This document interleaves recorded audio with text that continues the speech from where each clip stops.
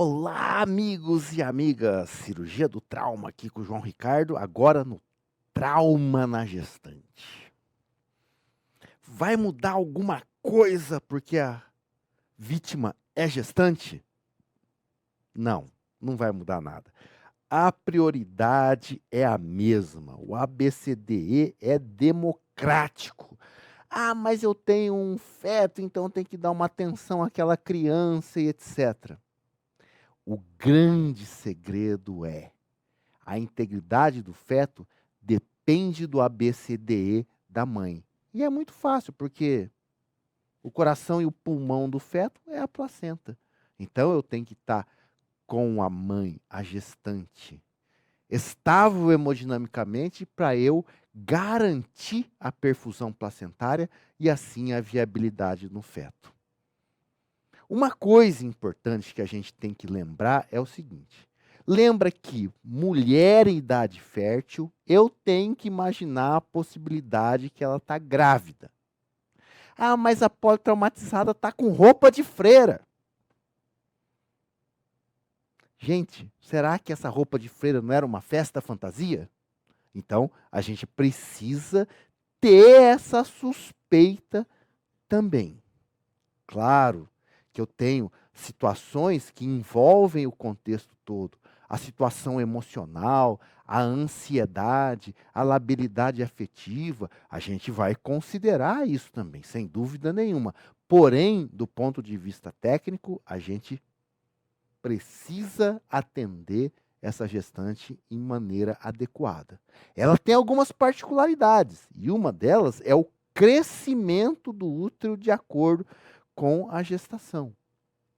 Então você aqui vê, na 20ª semana, quinto mês, né, 5 vezes 4, 20, nós temos o útero aqui, ó, na cicatriz umbilical. E assim por diante. Já no segundo para o terceiro mês, ele já saiu aqui da sínfise púbica. Então isso aumenta a possibilidade de eu ter traumas. Por exemplo, traumas penetrantes. Ou mesmo traumas fechados, o impacto deles, as lesões de desaceleração.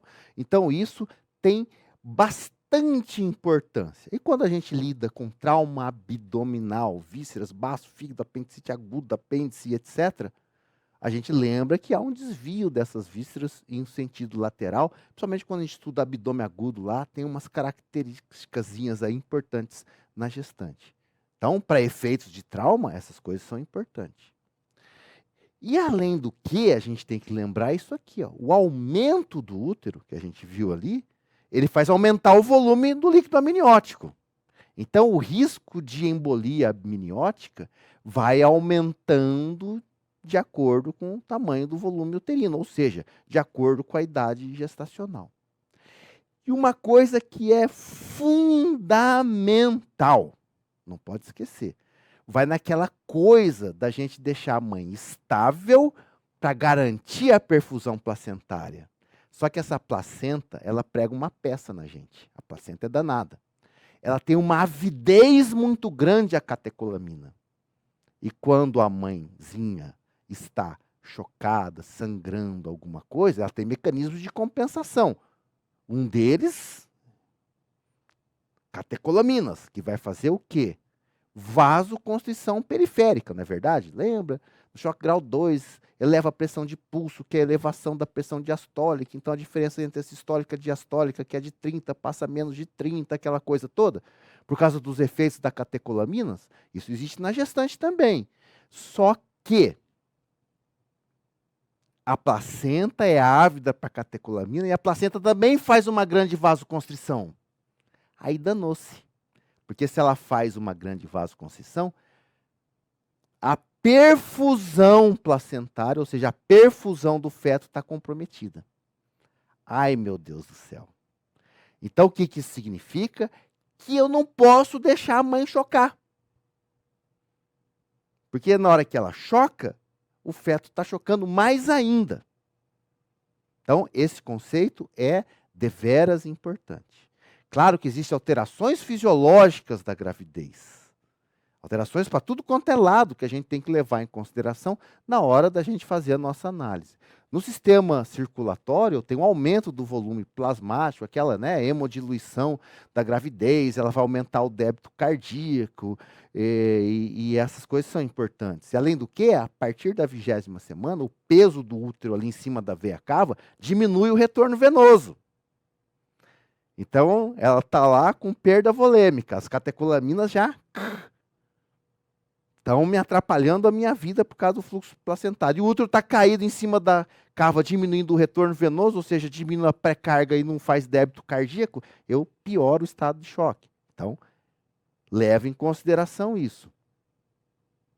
Então, esse possível diminuição do retorno venoso também é outra pedrinha no sapato e tem a maneira da gente escapar disso. Na parte respiratória, a grávida, quanto mais evolui o estado gestacional, ela tem o volume minuto e a diminuição do volume residual da parte respiratória. Então, ela tem um maior consumo de oxigênio. No gastrointestinal, o retardo do esvaziamento gástrico, grávida, estômago cheio, olha a necessidade de proteger a via aérea, aumenta a filtração glomerular da parte renal, a parte endócrina, a hipófise está aumentado. Lembra aquela síndrome de Schier lá do parto e coisa que é uma isquemia da hipófise levando alterações hormonais e tal? Isso é uma situação fisiológica. Imagina uma grávida chocada. A hipófise doida para o oxigênio e eu tenho o paciente chocado, eu posso ter alterações aí de hipoperfusão hipofisária e suas considerações, as suas consequências hormonais. No músculo esquelético tem um alargamento da sínfise pública, só que não vamos confundir com fratura, né, gente? Porque aí precisa ser um alargamento acima de 2 centímetros, aquela coisa toda. Agora, lembra o seguinte, que com essa hemodiluição toda, uma fratura do anel pélvico pode perder muito mais volume do que numa mulher não grávida. O neurológico tem que fazer um diagnósticozinho diferencial, às vezes não é muito fácil. Por exemplo, uma paciente que tem eclâmpsia, ela pode ter hipertensão, coisas que pode acontecer num TCE, convulsão também, né? Hipertensão TCE, fenômeno de Cushing lá, tentando compensar a hipertensão intracraniana, e de repente ela está hipertensa porque ela está fazendo uma eclâmpsia, uma pré-eclâmpsia, chega a convulsionar, será que é TCE ou não? Então é bastante importante. E no hematológico, tem toda aquela situação da grávida RH negativo, que ela pode sensibilizar e ter consequências para o feto. Então, se eu tenho um trauma numa grávida RH negativo, é muito importante a imunoglobulina RH. A não ser que seja um trauma menor, muito longe do útero e tal, mas lá 0,01 ml passando ali já é condição para eu fazer uma hipersensibilização. Ah, não, mas foi um trauma no dedão do pé pequeno. Não, tudo bem, gente. Aí tá legal, mas chocou, pneumotórax, chocou o abdômen, tem trauma abdominal, traumas de grande impacto, eu preciso fazer a imunoglobulina RH. Legal? Lembrar que os mecanismos de trauma são semelhantes. Eu já vi de tudo nessa vida. Uma vez eu operei uma grávida que levou uma facada, um útero grandão, lesou o útero, você viu o cabelinho do nenê saindo lá do útero. O que você vai fazer? Bom, trata as lesões, sutura o útero e reza. Né? Deus é pai, acompanhamos lá, a criança nasceu sem problema nenhum meses depois. Lembra também a violência doméstica. Maus tratos. Na mulher grávida e na mulher não grávida. Funciona mais ou menos como na criança. Aquela história mal contada, vários prontos-socorros diferentes ou UPAs diferentes na hora do atendimento. O tipo de lesão não é condizente com a história clínica. Protelou aí ao médico. Então, aquela situação toda, infelizmente, aqui no Brasil, nós não temos uma cultura muito grande do apoio imediato a essas mulheres. Muitas vezes elas até escondem por medo do marido, represálias, alguma coisa. É um problema bastante grande, acho que todos conhecem isso. Então vamos lá. Como que eu vou atender a gestante traumatizada? Vamos atender com exame primário, exame secundário e tratamento definitivo. Exame primário, A, B, C, D, E, cada item com medidas auxiliares de reanimação. exame secundário, exame da cabeça aos pés, tudo que for necessário. Ah, então não muda nada? Não, não muda nada. Via aérea, coluna cervical, a ventilação, a circulação lembra uma coisa, que quando o útero estiver grandinho, acima da 20ª semana, lá acima do umbigo, tem aquele problema do retorno venoso. Então, você pegar essa grávida e colocá-la em 15 graus à esquerda é bastante interessante. Pode pegar a própria prancha, pôr um coxim, ou pegar uma pessoa, fazer o afastamento manual do útero no sentido contrário, ou seja, pela direita.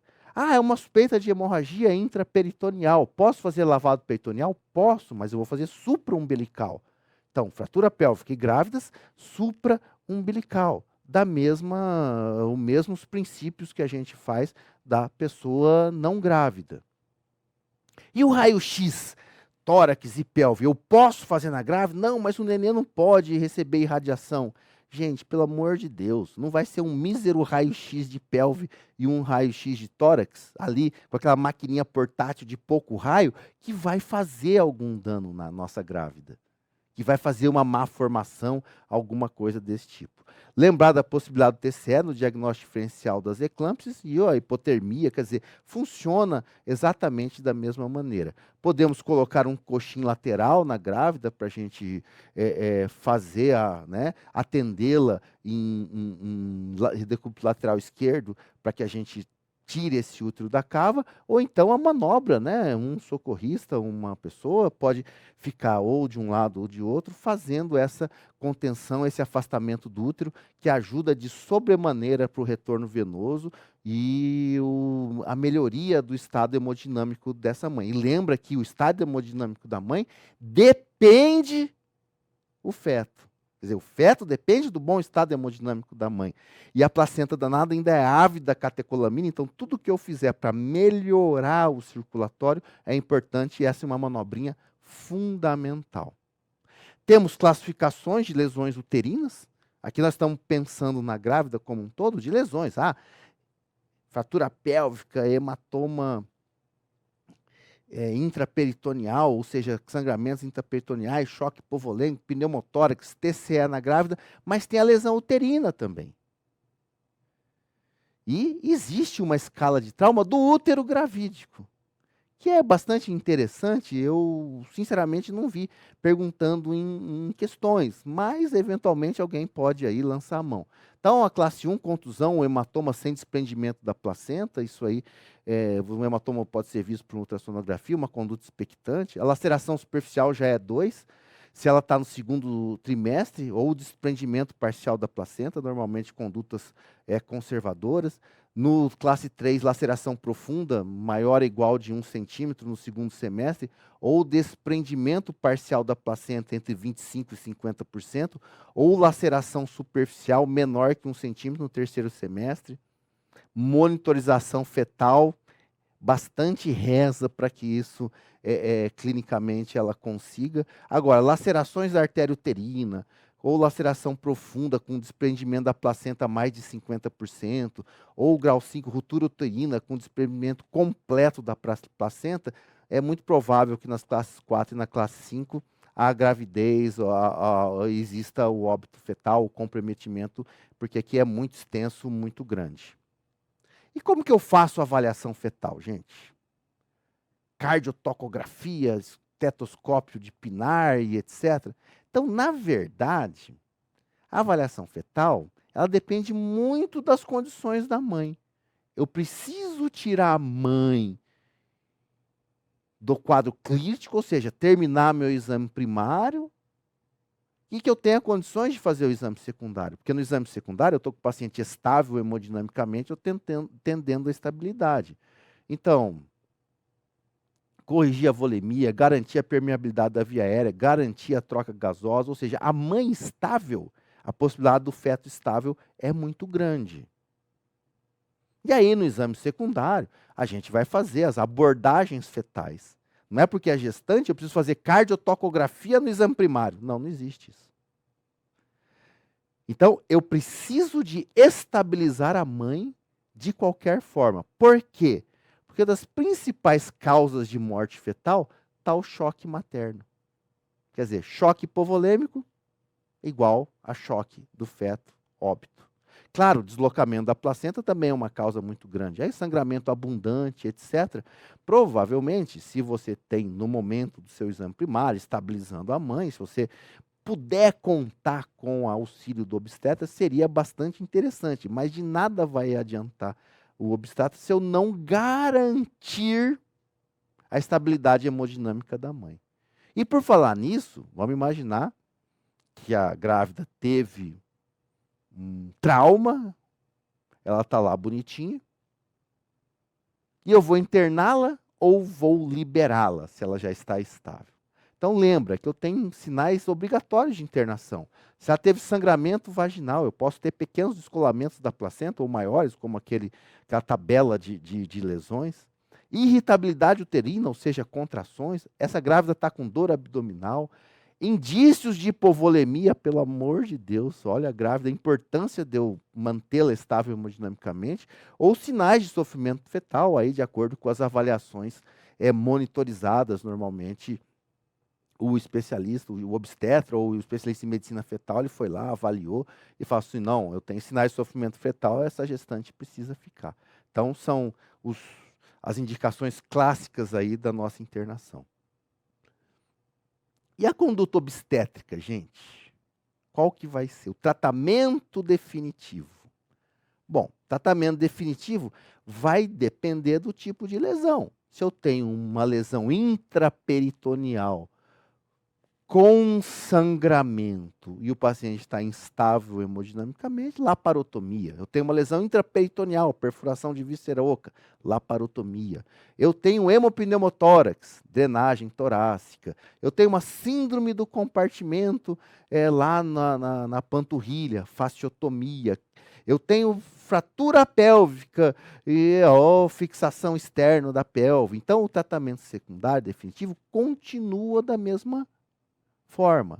E eu preciso ter uma consulta obstétrica para o acompanhamento aí, principalmente da viabilidade desse feto. Ah, mas a mãe morreu. Chocou, acidente, sangramento, etc. Vamos fazer a cesárea pós-mortem ali no pronto-socorro? Então, tem uma consideração a ser feita sobre a cesárea pós-mortem. Claro que é uma tentativa heróica e é válida. Mas dificilmente no trauma a cesárea pós-mortem vai ser bem sucedida. Porque no politraumatizado ou na politraumatizada, a paciente normalmente morreu de hipoxemia, choque hipovolêmico, obstrução de vias aéreas. E com aquela história da placenta ser ávida, antes da mãe falecer, provavelmente o feto também teve algum grau de comprometimento mais importante. A cesárea pós-mortem, ela é muito bem aplicada, inclusive trabalhos da década de 50, já tivemos trabalhos, inclusive, brasileiros, dizendo de casos de sucesso, descrição de casos, dizendo da cesárea pós-morte em emergências clínicas, morte súbita, uma arritmia, enfim. E você conseguir fazer algum tipo de ação, porque eu ainda tinha uma certa viabilidade fetal. Mas isso não quer dizer que os nossos socorristas, cirurgiões, não estejam dispostos, prontos, apostos para, dentro do caso escolhido, da morte fetal, fazer alguma tentativa. Mas não ficar muito frustrado, porque a cesárea pós-mortem teria melhores resultados em emergências clínicas. Tá? Esse é um conceito também bastante interessante para alguém perguntar para a gente. Então, lembra, gente, o ABCDE é democrático. E o trauma na gestante, apesar das suas particularidades, ela obedece o nosso mesmo esquema de sempre. Sem mistério. Grande abraço e até a próxima.